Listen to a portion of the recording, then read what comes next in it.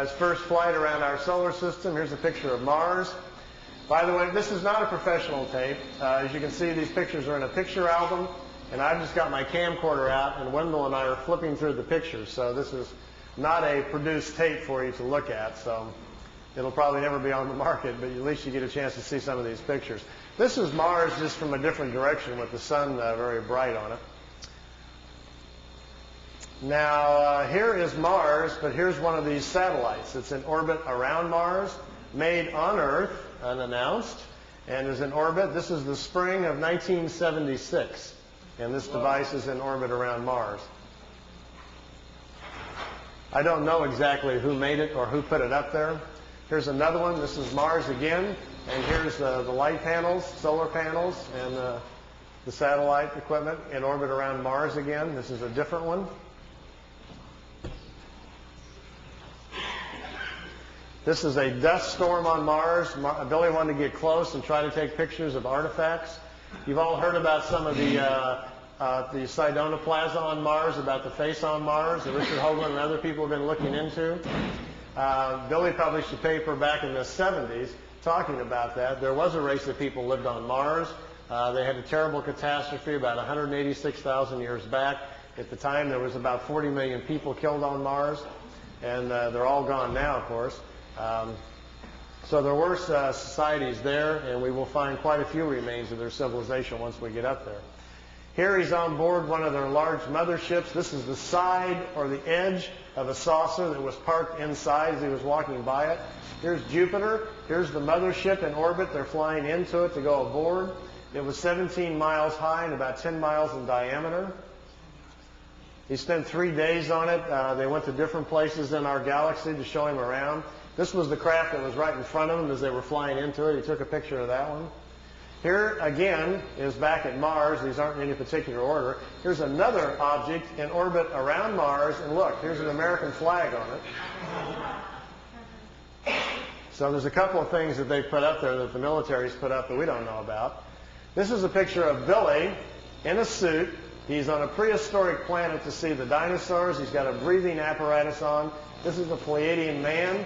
And they've stepped outside of the ship so he can see the animal life on this prehistoric world.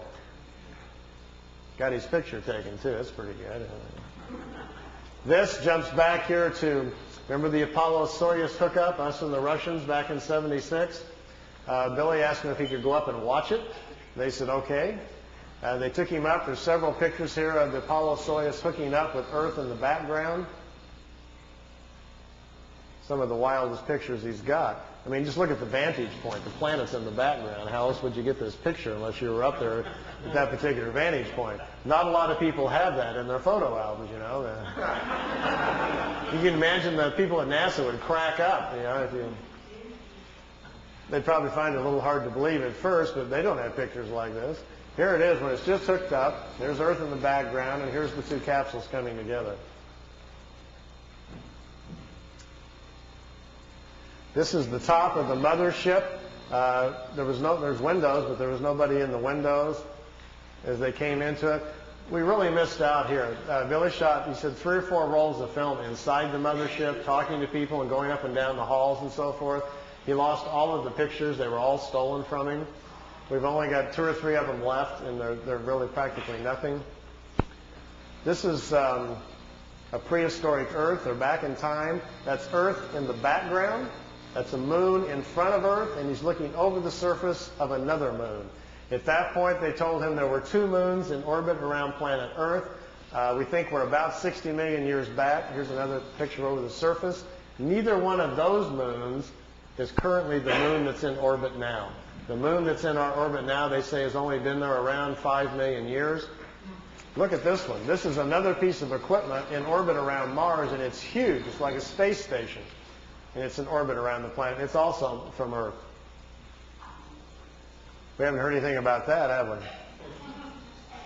Here's the dinosaur pictures. Billy's back inside the ship, and there's a viewing screen in the craft, and he says he's taking these pictures. Here's our first dino. He's got kind of gold-brown skin, got large hind legs, short forelegs, and a head that looks kind of amphibian, like a vegetarian type. Here's the second one. There's a bird here apparently dropping some food or something. Is that Charles? Charles dropped his food.